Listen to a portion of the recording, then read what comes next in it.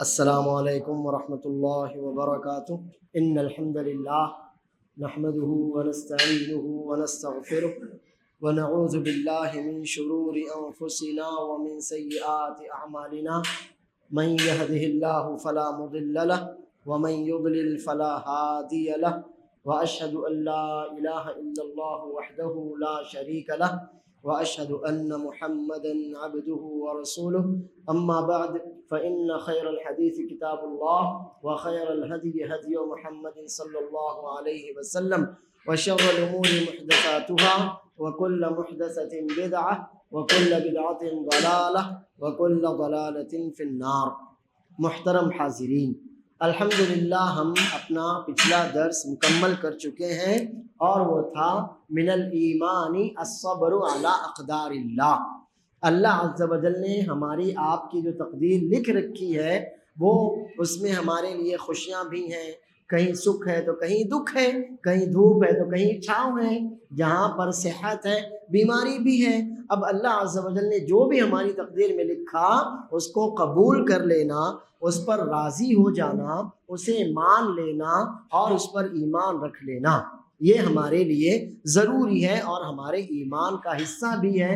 اور ہم الحمدللہ پڑھ چکے ہیں رسول اللہ صلی اللہ علیہ وسلم کا فرمان مبارک، ان عظم الجزاء مع عظم البلاء وان اللہ اذا احب عبدا اذا احب قوما ابتلاهم فمن رضی فلہ الرضا ومن سخط فلہ السخط. اللہ عز و جل جب جن لوگوں سے بھی محبت کرتا ہے تو انہیں آزمائش میں، تکلیفوں پریشانیوں میں مبتلا کرتا ہے. اللہ عز و جل جب کچھ لوگوں سے یا جن لوگوں سے بھی محبت کرتا ہے تو ان کو اللہ عز و جل آزمائشوں، تکلیفوں، بیماریوں اور پریشانیوں میں مبتلا کرتا ہے. اور جتنی بڑی تکلیف ہوتی ہے اتنا ہی بڑا اجر ہوتا ہے، جتنی بڑی مصیبت ہوتی ہے صبر بھی اتنا بڑا ہوتا ہے. تو اسی اعتبار سے اللہ کے یہاں پر اجر اور جزا، ثواب بھی اتنا ہی زیادہ بڑا ہوتا ہے. اب جو اللہ عز و جل کی اس تقدیر پر، اللہ عز و جل کی طرف سے آئی ہوئی مصیبت پر راضی رہتا ہے، اللہ کی خاطر صبر کرتا ہے، تو اسے بھی اللہ عز و جل کی رضامندی مل جاتی ہے. لیکن جو اللہ سے ناراضگی جتاتا ہے، اللہ کی تقدیر پر شکوے شکایت کرتا ہے، تو اللہ بھی اس سے ناراض ہو جاتا ہے. الحمدللہ ہمارا یہ چیپٹر مکمل ہوا. اب آج جو ہمارا نیا درس ہے بہت ہی آسان درس ہے، اور الحمدللہ ہم یہ بالکل کتاب کے شروع میں اور اس کے علاوہ بھی کئی جگہوں پر الحمدللہ ہم یہ پوری باتیں پڑھ چکے ہیں. اور ہمارے درس کا عنوان ہے الریا.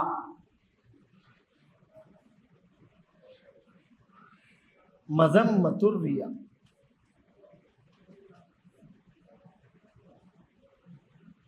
ریاکاری کسے کہتے ہیں؟ دکھاوا، آسان دکھاوا. اب ریاکاری ہم اپنے اعمال کے ذریعے جو کرتے ہیں اس کی دو قسمیں ہوتی ہیں. وہ لوگ، اللہ ہم کو محفوظ رکھے، ریاکاری تو شرک ہے، آپ اچھی طرح جانتے ہیں. ریاکاری چھپا ہوا شرک ہے کہ آپ گرچہ بظاہر تو اللہ کی عبادت کر رہے ہیں لیکن دل میں چور ہیں، اور آپ لوگوں سے اس کا ثواب چاہ رہے ہیں کہ لوگ آپ کو پسند کریں، لوگ آپ کو اچھا بولیں، لوگ آپ کو نمازی بولیں. تو اب عبادت تو اللہ کی ہے لیکن دل میں چونکہ چور ہے، نیت خراب ہے، اس لیے وہ شرک ہے. الحمدللہ یہ بات تو آپ اچھی طرح جانتے ہیں. اب جان لیجئے کہ ریاکاری کی، دکھاوے کی دو قسمیں ہوتی ہیں. کتنی قسمیں ہیں؟ دو قسمیں. نمبر ایک ہے جو بہت ہی زیادہ بری قسم ہے، اور وہ ہے منافقین کی ریاکاری. منافق یہ ایک ٹرمز، اصطلاحی کلمہ. اس کا معنی ہوتا ہے وہ لوگ جو اندر سے کافر ہی ہوتے تھے لیکن باہر سے اپنے آپ کو مسلمان ظاہر کرتے تھے، اندر سے کافر ہی تھے.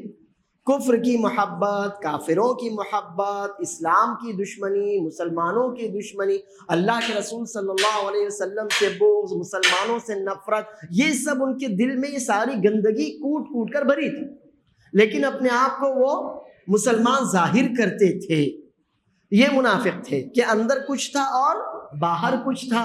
یہ منافقین نماز پڑھتے تھے, یہ منافقین روزے رکھتے تھے, یہ منافقین جہاد میں بھی شریک ہوتے تھے, یہ منافقین خرچ بھی کرتے تھے. لیکن اللہ عز و جل نے ان کی کئی جگہ برائیاں بیان کی, جن میں سے ایک برائی تھی یراؤن الناس اور ایک برائی تھی یخادعون اللہ. دو بڑی برائیاں تھیں ان میں. ایک تو وہ اللہ کو دھوکہ دیتے تھے, یعنی جو بھی وہ بظاہر کرتے کچھ تھے اندر کچھ اور تھا. تو اللہ عز و جل گویا جانتا ہے کہ نہیں جانتا؟ اللہ نیتوں کے حالات سے باخبر ہے. اللہ رب العالمین کو دل کی ساری باتوں کا پورا علم رہتا ہے. اب بظاہر یہ اعمال کر کے وہ اللہ سے اجر کی امید رکھتے تھے, تو گویا ان کے دل میں یہ عقیدہ ہوا کہ اللہ تعالیٰ ہماری برائیوں سے واقف نہیں ہے. تو اللہ کو دھوکہ دیتے تھے. کہ اللہ کو دھوکہ دینا پاسبل ہے؟ جی نہیں. اللہ تو ہم کو ہمارے وجود کے پہلے سے جانتا ہے. ہمارے پیدا ہونے سے بھی پہلے سے اللہ کو ہمارے بارے میں پورا علم ہے. ہم کیا کرنے والے ہیں, کب کرنے والے ہیں, کہاں جینے والے ہیں, کہاں مرنے والے ہیں, کون سی نیکیاں کریں گے, کون سی برائیاں کریں گے, اور اللہ عز و جل سے کس حال میں کون بندہ کب ملے گا, کہاں ملے گا. ان ساری باتوں کی اللہ تعالیٰ کو پوری خبر ہے. تو اللہ تعالیٰ کو دھوکہ دینا ممکن نہیں ہے. منافقین یہی حرکت کرتے تھے, یخادعون اللہ, کہ بظاہر کچھ تھا اندر کچھ تھا, اور اس عمل کے ذریعے گویا وہ اللہ کو دھوکہ دینا چاہتے تھے. اللہ نے بتایا کہ یہ پاسبل نہیں ہے. وَهُوَ خَادِعُهُمْ, بلکہ ان کے دھوکے کی سزا ان کو ہی مل کر رہے گی, اور ان کے دھوکے کا وبال انہی کے اوپر آنے والا ہے. ایک برائی ان کی یہ تھی جو اللہ کے ساتھ تھی, اور دوسری برائی ان کی تھی یراؤن الناس. وہ نماز پڑھتے تھے, تو نماز کا مطلب اللہ کو راضی کرنا نہیں تھا کہ اللہ راضی ہو. اللہ پر ایمان ہی کہاں رکھتے تھے؟ اللہ پر ایمان ہوتا تو کافر نہ ہوتے. رسول اللہ صلی اللہ علیہ وسلم کو سچا رسول تسلیم کر لیتے تو منافق ہی نہ ہوتے. اب وہ نماز پڑھتے تھے اور روزے رکھتے تھے, صدقہ و خیرات کرتے تھے, مسلم معاشرے میں مسلمانوں کی طرح ان کے اعمال اور حرکتیں بھی تھیں, جہاد میں بھی شریک ہوتے تھے. تو ان ساری باتوں کے پیچھے ایک ہی مقصد تھا, اور وہ کیا تھا؟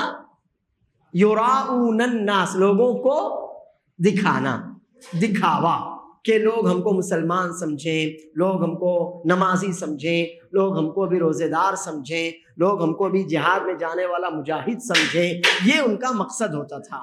اب یہ بتائیے کہ اصل میں جو بندہ اندر سے منافق ہی ہو, یعنی کافر ہی ہو, تو ویسے بھی اس کا کوئی عمل قبول ہونے والا نہیں ہے. اللہ کی یہاں کسی بھی عمل کے قبول ہونے کے لیے ایمان پہلی شرط ہوتی ہے. اللہ عز و جل کے یہاں آپ کے کسی بھی عمل کے قبول ہونے کے لیے پہلی شرط کیا ہوتی ہے؟ ایمان, کہ بندہ مومن ہو تو اس کی نماز قبول, تو اس کا روزہ قبول, تو اس کی زکوٰۃ, اس کا صدقہ قبول, تو اس کی نیکیاں قبول. نیکیاں قبول ہونے کے لیے پہلی شرط ہوتی ہے ایمان, اور ان کے یہاں پر یہی پہلی والی شرط نہیں تھی. تو اب ان کی کوئی نیکی ویسے بھی قبول ہونے والی نہیں تھی اندر سے, کیونکہ وہ کافر تھے. اور پھر نیکیاں وہ کرتے تھے, تو نیکیوں کو کرنے کے پیچھے اللہ سے اجر و ثواب چاہتے تھے کیا؟ نیکیاں کرنے کے پیچھے ان کا مقصد یہ تھا کہ اللہ راضی ہو جائے؟ جی نہیں. ان کا مقصد کیا تھا؟ لوگوں کو دکھانا, کہ لوگ ہم سے راضی ہو جائیں, لوگ ہم کو مسلمان سمجھ لیں, لوگ ہم سے مومنوں اور مسلمانوں کی طرح ویوہار کریں, برتاؤ کریں, معاملہ کریں, لوگ ہم کو نمازی سمجھیں, لوگ ہم کو روزے دار سمجھیں, لوگ ہم کو اللہ کی راہ میں خرچ کرنے والا سمجھیں, لوگ ہم کو مجاہد سمجھیں. یہی ان کا مقصد تھا. باقی اللہ کی رضا ان کا مقصد ایمان ہی نہیں تھا. تو اللہ عز و جل کی رضا کا ویسے بھی ان کے یہاں پر کوئی تصور نہیں ہوتا تھا. تو اب منافقین عمل تو کرتے تھے نا, ریاکاری, تو ان کا کل عمل ملا کر کیا تھا؟ ریاکاری, اور کچھ نہیں تھا. کل ملا کر ان کی ساری عبادتوں کے پیچھے ایک ہی مقصد تھا, اور وہ تھا ریاکاری. تو ریاکاری کی پہلی قسم ہے کس کی؟ ریاکاری منافقوں کی. ریاکاری کی پہلی قسم کیا ہے؟ منافقوں کی ریاکاری. اور وہ چونکہ ان کا ایمان ہی نہیں تھا, لہٰذا ان کا کوئی بھی چھوٹا بڑا عمل اللہ کے یہاں قبول ہونے والا نہیں تھا. ریاکاری کی دوسری قسم ہے, کون کر رہا ہے ریاکاری؟ اب مسلمان. اور یہی اصل ہمارا ٹاپک بھی. منافق تو ویسے بھی ہے, ہمارے ٹاپک سے باہر ہے, خارج ہے, ہم کو ان سے کوئی لینا دینا نہیں. وہ ہمارے ٹاپک سے باہر ہے, ہم کو ان سے کوئی لینا دینا نہیں. اب رہا مسئلہ مسلمان کا, کہ ایک آدمی اپنے آپ کو مسلمان کہتا ہے، ایک آدمی اللہ پر ایمان رکھتا ہے، وہ اللہ پر ایمان رکھتا ہے، رسول اللہ صلی اللہ علیہ وسلم کو بھی سید الاولین والآخرین تسلیم کرتا ہے، خاتم الانبیاء خاتم النبیین والمرسلین تسلیم کرتا ہے، رسول اللہ صلی اللہ علیہ وسلم کی نبوت اور رسالت کو مانتا ہے، قیامت کے دن پر ایمان رکھتا ہے، تو وہ مسلمان ہوا کہ نہیں ہوا؟ وہ مسلمان ہوا۔ اب ایک آدمی اللہ پر ایمان رکھے اور اللہ کے رسول صلی اللہ علیہ وسلم پر ایمان رکھے، قیامت کے دن پر ایمان رکھے، جتنی بھی ایمان کے ارکان ہیں وہ ساری باتوں کو مانتا ہے، لیکن اس سے غلطی کہاں ہو جاتی ہے؟ غلطی اس سے ہو جاتی ہے کسی بھی عبادت کے کرنے میں غلطی، بیسک اس کا غلط نہیں ہے، فاؤنڈیشن صحیح ہے، مسلمان ہے، وہ اللہ پر، اللہ کے رسول صلی اللہ علیہ وسلم پر وہ ایمان رکھتا ہے، اس نے اللہ کا کفر نہیں کیا، رسول اللہ صلی اللہ علیہ وسلم کا انکار نہیں کیا، اس نے قیامت کے دن کو نہیں جھٹلایا، قرآن پر اس کا پورا ایمان ہے، کامل مومن ہے، ان ساری باتوں میں وہ ہے، لیکن اس سے ریاکاری اب کہاں ہو رہی ہے؟ عبادت میں، ایمان میں نہیں، اس سے ریاکاری کہاں ہو رہی ہے؟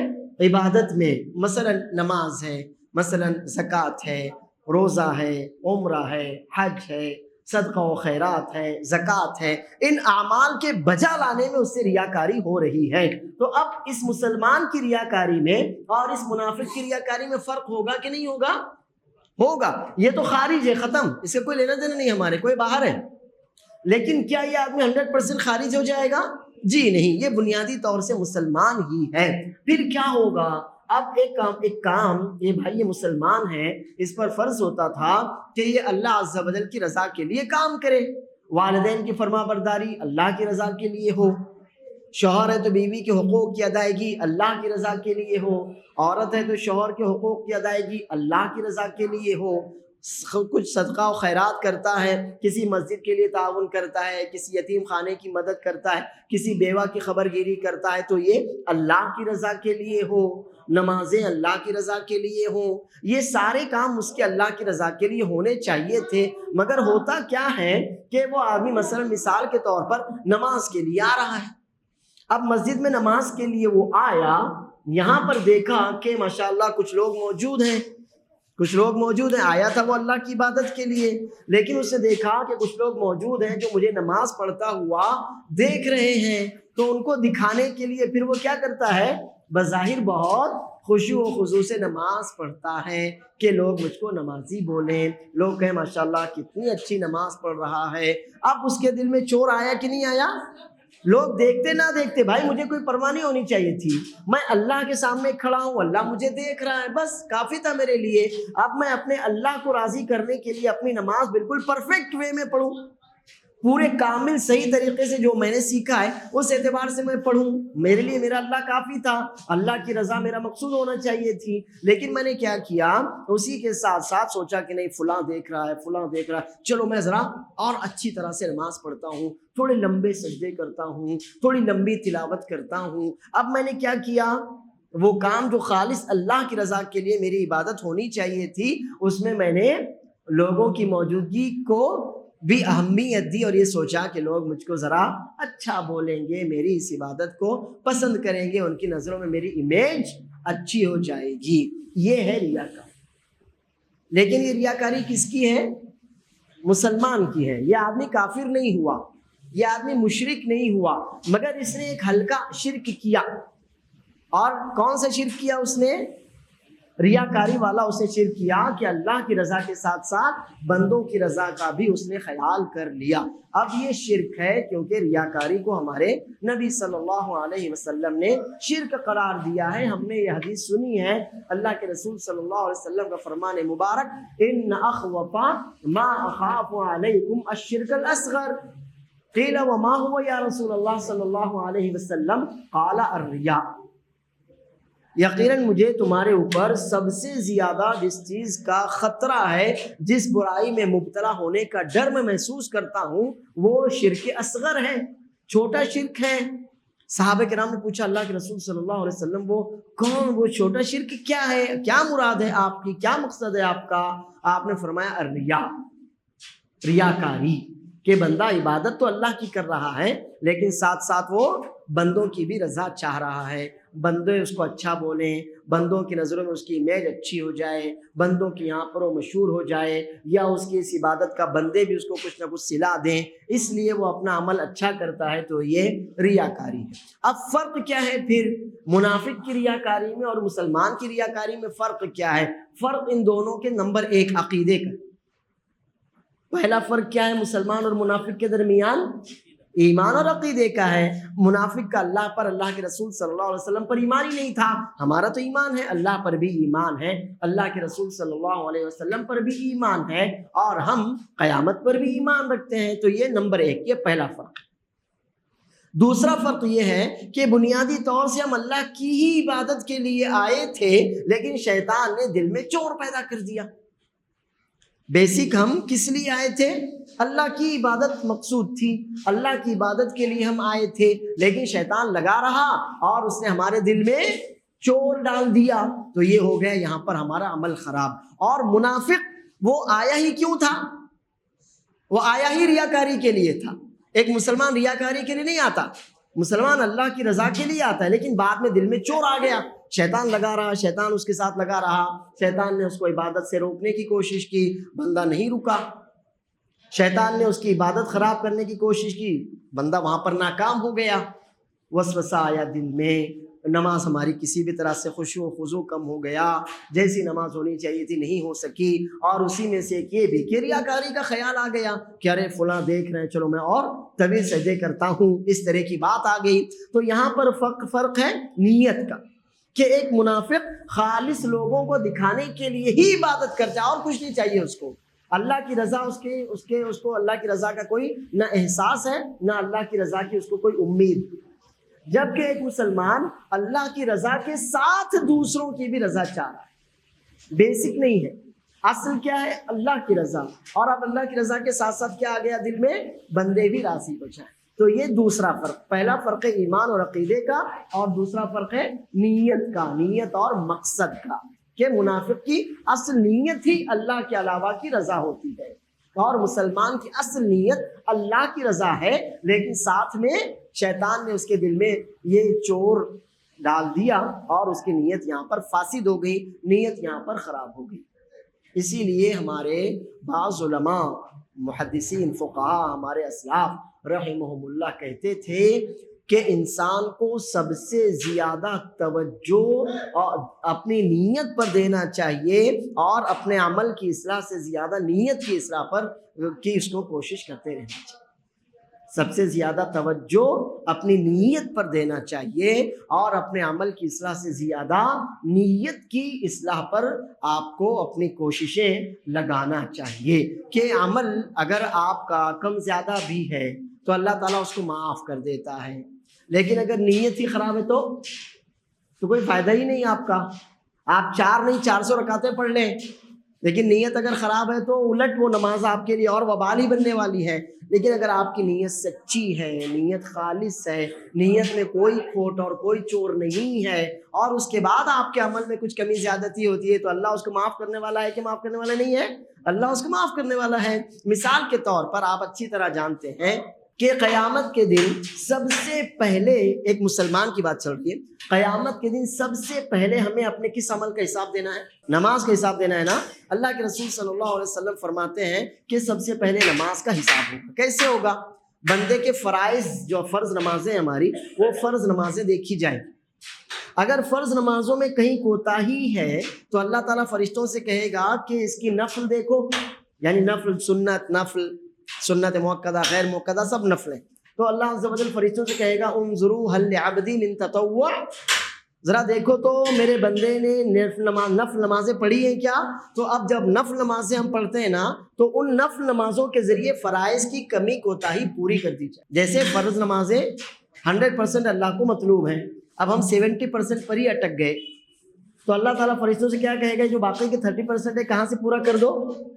نفل۔ تو گویا ہم کو نفل جو ہم پڑھتے ہیں اس کو ابھی فرض کے جتنا ثواب ملنے والا ہے انشاءاللہ۔ ہاں، ہر روزانہ ہے، صرف رمضان کا مسئلہ ہی نہیں ہے، روزانہ کا مسئلہ ہے۔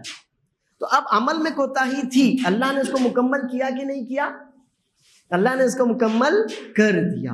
تو اسی لیے ہمارے اسلاف کہتے تھے کہ بندے کو اپنی نیت پر خصوصی توجہ دینا چاہیے اور عمل کی اصلاح سے زیادہ اپنی نیت کی اصلاح کی فکر کرنا چاہیے، اس لیے کہ اگر آپ کی نیت سچی ہے اور عمل میں کوئی کوتاہی ہے تو اللہ معاف کر دے گا، لیکن آپ کا عمل تو ایک دم پرفیکٹ ہے، عمل میں کہیں کوتاہی نہیں اور نیت خراب ہے تو پھر تو معاف ہونے والا نہیں ہے۔ اور اسی کو اللہ کے رسول صلی اللہ علیہ وسلم نے کیا قرار دیا؟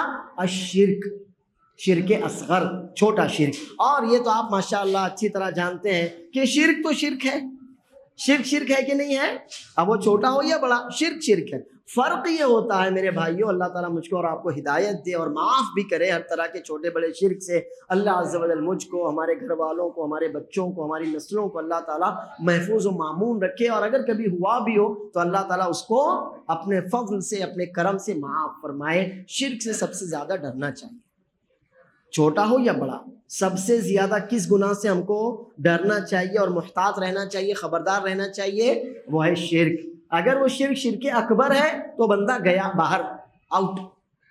اگر وہ شرک اکبر ہے تو بندہ اسلام سے، دین سے خارج۔ اور اگر وہ شرک ایسا کوئی شرک ہے جو ہم سے ریاکاری کی شکل میں ہو جاتا ہے، اللہ بچائے، اللہ محفوظ رکھے، تو بندہ آؤٹ تو نہیں ہوا مگر اس کا وہ عمل برباد۔ بندہ دین سے خارج تو نہیں ہوا کہ چل بھائی تو اللہ پر، اللہ کے رسول صلی اللہ علیہ وسلم پر ایمان رکھتا ہے، چل تو اندر ہی ہے، مگر تو نے جو عمل کیا وہ کیا ہوا؟ وہ عمل برباد ہو گیا۔ تو دونوں ہی صورتوں میں شرک نقصان دہ ہے، اگر بڑا ہے تو بھی نقصان دہ ہے اور چھوٹا ہے تو بھی نقصان دہ ہے۔ اور ہم آپ کے سامنے اپنے علماء کا ایک قول رکھ چکے ہیں، اللہ عز و جل کا جو فرمان ہے 5ویں پارے میں 2 جگہ اللہ نے یہ فرمایا، ان اللہ لا یغفر ان یشرک بہ وَيَغْفِرُ مَا دُونَ ذَلِكَ لِمَن يَشَاءُ۔ اللہ کے ساتھ شرک کیا جائے اور شرک کرتے ہوئے بندہ مرے تو اللہ تعالیٰ اس کو بخشنے والا نہیں ہے، اس بندے نے اپنے لیے اللہ کی مغفرت کے دروازے بند کر لیے، ختم۔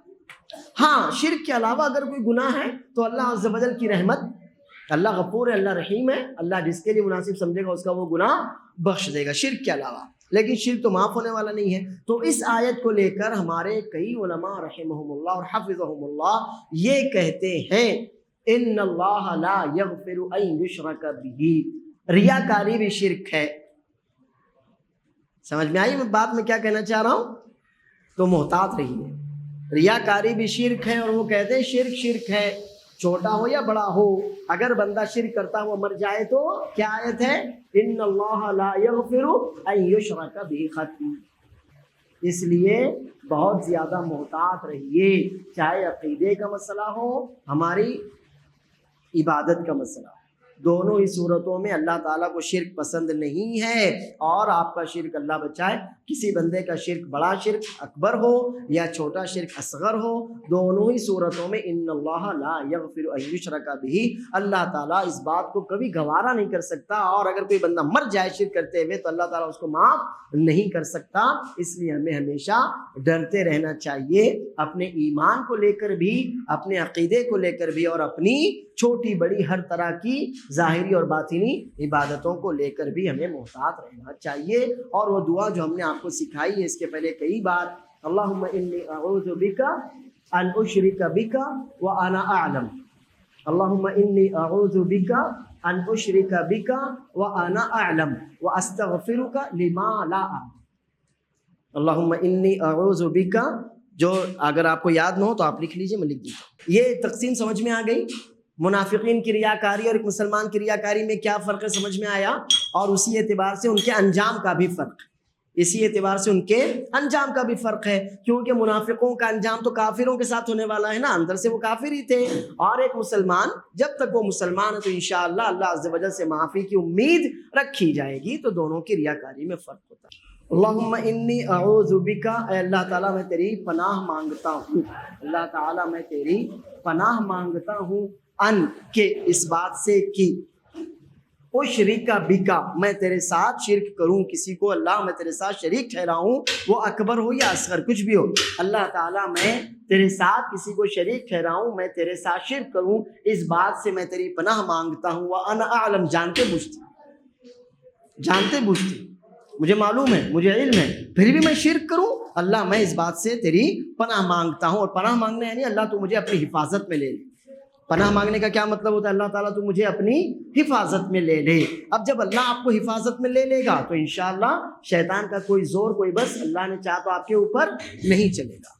اب بہت سے گناہ ہم سے انجانے میں ہو جاتے ہیں، تو اس کا کیا؟ وَأَسْتَغْفِرُكَ لِمَا لَا أَعْلَمُ.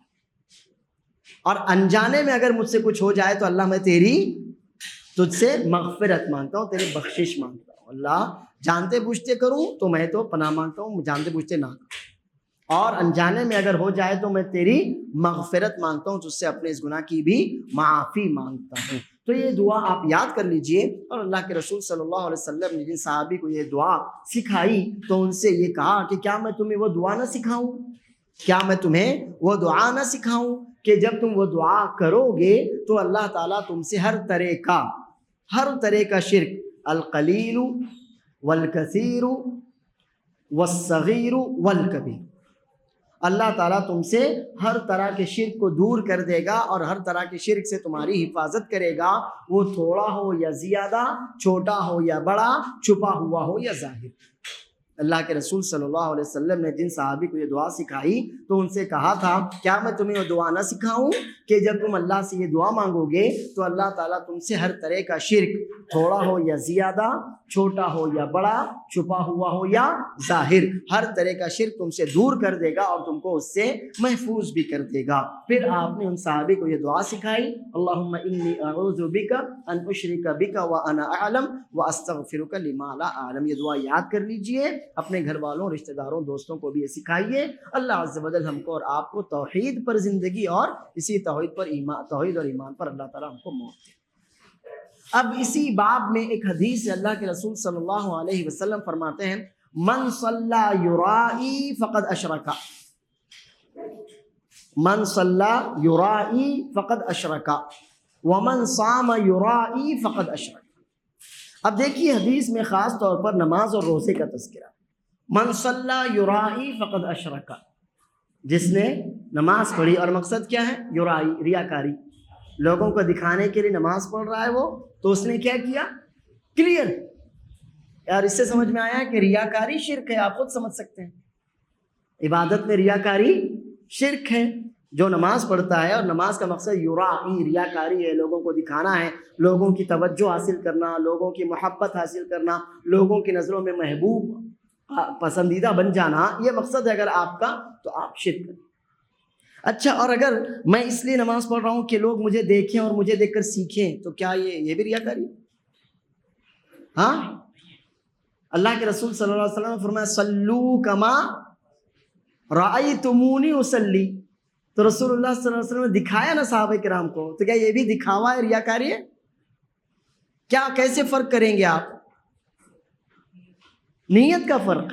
یعنی میں اس لیے نماز پڑھ رہا ہوں کہ لوگ مجھ کو نمازی بولیں، لوگ مجھ سے محبت کریں، اور نماز کو دیکھ کر لوگ مجھ کو اچھا سمجھیں، تو یہ تو ریاکاری ہے. لیکن میں آپ سے کہتا ہوں کہ بھائی دیکھو، یہ میں آپ کو نماز پڑھ کر بتا رہا ہوں جیسے کہ میں نے نماز سنی، سیکھی اور سمجھی ہے، تو آپ بھی ایسے ہی نماز پڑھنا. تو یہ کیا ہے؟ یہ کیا ہے؟ یہ بھی ریاکاری ہے. یہ تعلیم رسول اللہ صلی اللہ علیہ وسلم نے جب صحابہ کرام سے فرمایا صلو کما رأیتمونی اصلی، تو آپ نے نماز پڑھ کر دکھایا ہوگا تبھی تو کہا نا. رسول اللہ صلی اللہ علیہ وسلم نے صحابہ کرام کو نماز پڑھنا سکھایا نا، اپنے قول سے سکھایا، آپ نے اپنے عمل سے سکھایا، آپ نے رکوع کرنا بتایا، آپ نے سجدہ کرنا سکھایا، آپ نے سلام پھیرنا سکھایا. یہ سب سکھایا کہ نہیں سکھایا؟ آپ نے رفع الیدین کرنا سکھایا، آپ نے قبلہ رو ہونا سکھایا. سب سکھایا کہ نہیں سکھایا؟ تو دکھایا کہ نہیں آپ نے؟ لیکن کیا یہ پھر ریاکاری ہے؟ جی نہیں. یہ کیا ہے پھر؟ یہ کیا ہے؟ تعلیم. یہ تعلیم ہے. تو نیت کا فرق. اگر میں نماز پڑھ رہا ہوں، اچھی پڑھ رہا ہوں کہ لوگ مجھے دیکھیں اور سیکھیں، ایسے نماز پڑھی جاتی ہے، تو بالکل یہ تو جائز ہے، بلکہ تو ہونا چاہیے. لیکن اگر میں اس سے نماز پڑھ رہا ہوں کہ لوگ مجھ کو اچھا بولیں، نمازی بولیں، تو پھر یہ ریاکاری. یہ فرق ہمیشہ یاد رکھیے.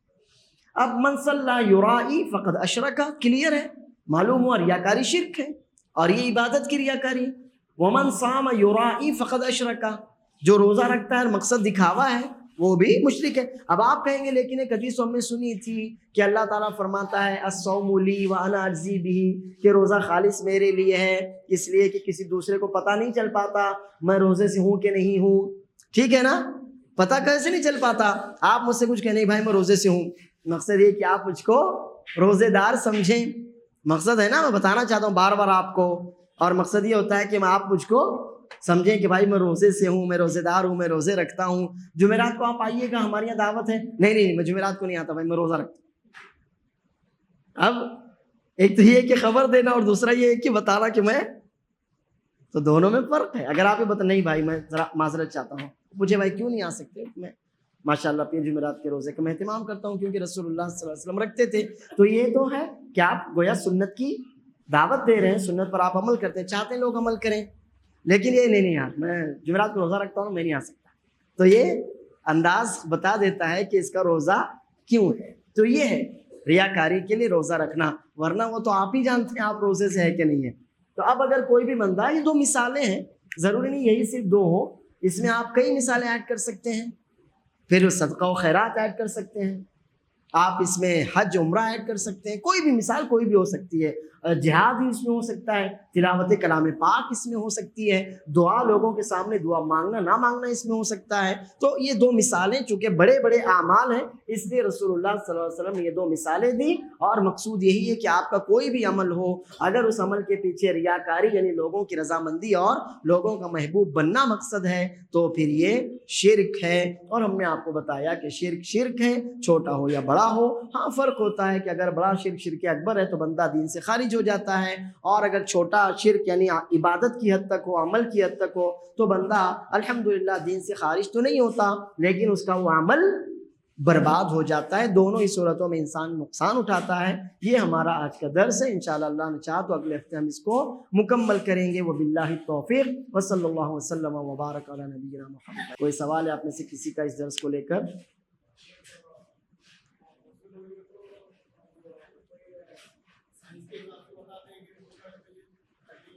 جی